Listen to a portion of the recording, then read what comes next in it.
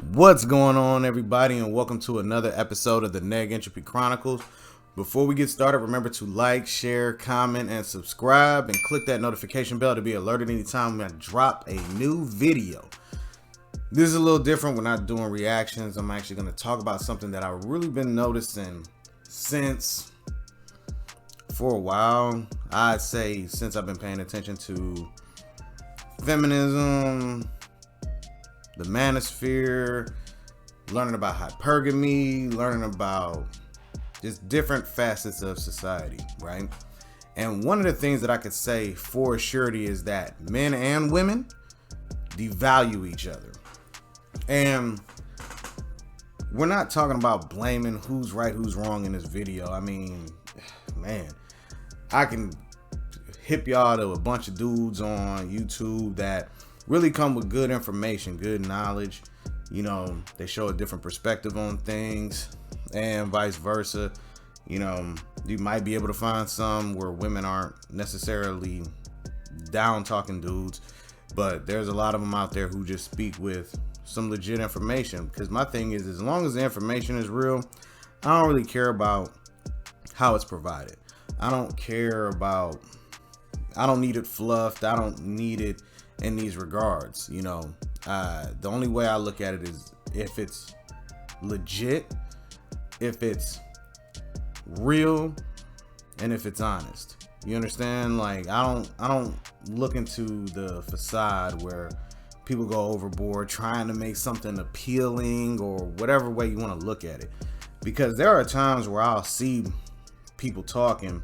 There used to be a page I listened to. I won't say their names because I'm not finna get them no notoriety. Period. But I was listening to it. I had my sister check it out, and at some points they was coming with the information. I was rocking with it. But one time, the dude was going in, and my sister was like, "Yo, he must hate women." And I'm like, "No, I don't think so. You know, he just a little passionate." But when things started to unfold, it was more about dude really hated women. You could tell, like, there was something in him where he was just going ape for no reason to the extent. But it also showed how emotional the dude was. You understand? That's why if you check my page, I talk about manhood. Like, look at manhood, you know, iron sharpens iron, why we need to reestablish manhood, things like that. Why men need to be in their children's lives, stuff like that. But what I notice is, you know, when you look at how women talk about men nowadays, they say, all men are trash. I hate men. All men need to be killed. Trust me, when I said that, you think I'm joking. I have actually seen women talk about that. And people back it, like, yeah, things like that. And that's not what it's about, you know? But that's the main portion. Like, if a dude was to say we need to kill all women, he would be canceled. Like, it would just instantly happen. There wouldn't be no discussion. There wouldn't be no thought process. There would be a mob of people trying to get rid of an individual like that. But women can say it and it's cool. And that's unacceptable. Women need to start holding women accountable. Because when men try to do it, we're men, you know, we're women haters, we're this, we're that. And it's not that. It's just like, yo, this is a problem. We need to address it. But also on the other end, when you think about marriage, right? Am I married? No. Would I like to be? Yes, but I've never been in a rush for it because the one time I do it, that's it. I'm not doing more of them. I'm not finna be getting in divorce, get in divorce, get in divorce. Because the thing is, I want that when you old, you know what I'm saying, needing somebody to look out for you. I mean, you know, my sister got married and her husband, my brother-in-law, said this. He was like, look, man, for real, if I start to lose my functions, just sit me in front of the television. You know what I'm saying? But he told her that because he trusted her. He was like, look, man, at the end of the day, don't put me in a home. Just put me in front of the television, give me some coffee and a donut. You know what I'm saying? Because that's what he's looking. He's looking for that long-term thing. And I think a lot of men do. It's just that they're nervous because when they think about marriage, they're thinking about the long haul, for better or for worse. But some women, if you really look at it, and I tell you, do your research, because I have seen things where women brag about just getting married, getting the bag, and getting out. There's a woman, it's quite disappointing. She was like, she had like 6 kids, 6 baby daddies. And the reason that she was bragging about it was because it was more money in child support from each dude versus having 6 kids and one child's father. I want you to sit there and think about that. She actually calculated, put the thing up, showed I can get thousands of dollars based off these many men, and if I had one. And she was like, this is what you need to do. This is what y'all need to get on. That's a broken individual. But when we look at marriage on the female side, staying at home, being a stay-at-home mother, things like that, that's devalued. Typically by women, because, when you think about marriage, a stay-at-home mom, they all say, oh, I don't want to be pregnant and barefoot.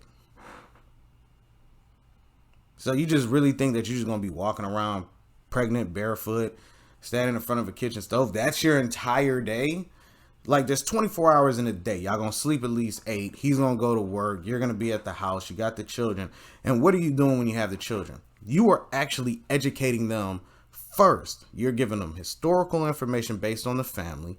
You're actually educating them on their ABCs, 1, 2, 3s, teaching them how to read. It's so important for women that do stay at home because they nurture the children and educate them before they even hit school. They're not indoctrinated by the system immediately when they get put in to the schools or preschool or daycares early. They're gonna be indoctrinated as they go through school. But to think that being a stay-at-home mom is worthless is garbage. My mother, granted, was able to stay at home with us for a while when we were kids, and my mom was awesome, dog. Like, I'm talking about, I was able to see things. Like, she was out there kicking it with us, having fun, letting us be children. Yeah, my father wasn't there. Me and him have no beef. I love that man to death. There was a different format back then in the way he thought. Me and him had a conversation. It was all love, So for people to denigrate women who stay at home and raise their children is insane to me. Oh, man, well, what if he leaves one day? Why would he leave? We got to start really looking and unpacking those situations. Why did this dude just up and leave? Was it, why is it that women get divorced more than men? Unpack that. Most of the time, it's either they're unhappy or they say it's abuse. I'm not discrediting either of them. The fact is that we have to be honest in the roles and positions when people get married. What are you actually looking for when you get married? We're not talking about monetary. We're talking about the actual form of that relationship. You see what I'm saying? Because most times, I saw this one time. I want to see what y'all thoughts are. They were talking and the question was, on a first date, most times they say, don't talk about religion and politics. But that's a mainstay in every relationship. Why not talk about that in the beginning? It makes more sense. Why would you not talk about that? If your religion is this and somebody's religion is that, y'all not gonna mesh unless somehow y'all come to an understanding like, okay, you do you, you do you. All right. Politics. If you're really into politics, if you're a Democrat, this person's a Republican, y'all probably gonna beef. So why waste your time? Save yourselves the struggle of arguing about policies and agreements. You know what I'm saying? I got a homeboy and my homegirl. They married. They've been married. She a stay-at-home mom. And I'm telling you, when I listen to those kids talk, it's different. The knowledge base is different because the mother has worked with them. She has made sure that they're on point. Father comes home. They have this great rapport that I've seen numerous times. Every time I would go back into town, I go stop over there. The kids, well mannerable, things like that. It was just, you've seen that difference. But when you would see these kids that didn't have both parents in the household, you would see the difference. I mean, in my own neighborhood, man, I had to make these young men talk to me. They would be in my yard playing basketball across the street, but in my yard leaving trash and all of that. First off, if they say, oh, a single mother, she can do it. She the backbone of the family, all of that. Why these kids think it's okay to do that to somebody's yard? But until I walked up to them, I'm like, hey man, whose garbage is in my yard? Who's doing this? And they looked at me. And I was like, yo, who doing this? They finally answered. I'm like, yo, can y'all clean this up? So they cleaned it up. I didn't come at them crazy like, hey, you little gotta do this. And I ain't do all of that. I came and talked to them like, hey, y'all young men, so I'm gonna talk to you like young men. You know, spoke with them. And then I asked them, I'm like, hey, is this your neighborhood? Yeah. Okay. So you see all this garbage around here? Yeah.